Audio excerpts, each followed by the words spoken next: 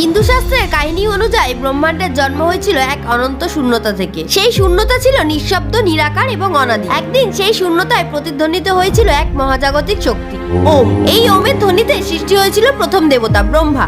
তার চার মুখে ছিল জ্ঞান, সৃষ্টিশক্তি এবং মহাজাগতিক রহস্য। তিনি লাল পদ্মের ওপর আবির্ভূত হন এবং তার চোখে ছিল সৃষ্টির অমিত আলো। ব্রহ্মা প্রথম সৃষ্টি করেন মন্ত্র, বেদ এবং পবিত্র জ্ঞান। তারপর তিনি তার নিজের শক্তি দিয়ে পৃথিবী, জল, আকাশ এবং তাদের মধ্যে প্রাণ সঞ্চার করেন। কিন্তু যেখানে আলো সেখানেই থাকে অন্ধকার। ব্রহ্মার সৃষ্টি দেখে এক বিরাট শক্তি জন্ম নেয়, মহাদেব রুদ্র। তিনি এই ব্রহ্মাণ্ডের ধ্বংসের ভার নিজের হাতে তুলে নেন। ব্রহ্মা ও রুদ্রের মধ্যেকার এই শক্তির ভারসাম্য বজায় রাখতে উপস্থিত হলেন বিষ্ণু। তিনি সৃষ্টির রক্ষাকর্তা হিসেবে সারা ব্রহ্মাণ্ডে শান্তি ও স্থিতি আনলেন। এই তিন দেবতার একত্রে কাজ করার ফলে সৃষ্টি হয় ব্রহ্মাণ্ডের চিরন্তন চক্র, সৃষ্টি, স্থিতি এবং প্রলয়। কিন্তু প্রতিটি সৃষ্টি নতুন সংকট আর উত্তেজনা নিয়ে আসে। এই কাহিনী আমাদের শেখায় যে প্রতিটি ধ্বংসের মধ্যেই লুকিয়ে থাকে নতুন সৃষ্টির সম্ভাবনা। কিন্তু সেই সৃষ্টির পেছনে রহস্য জানতে আপনাকে আরো গভীরে যেতে হবে। আরো এমন কাহিনী শুনতে ও জানতে আমাদের চ্যানেলটিকে সাবস্ক্রাইব করুন। এই ব্রহ্মাণ্ডের অসীম রহস্য আপনার অপেক্ষায়।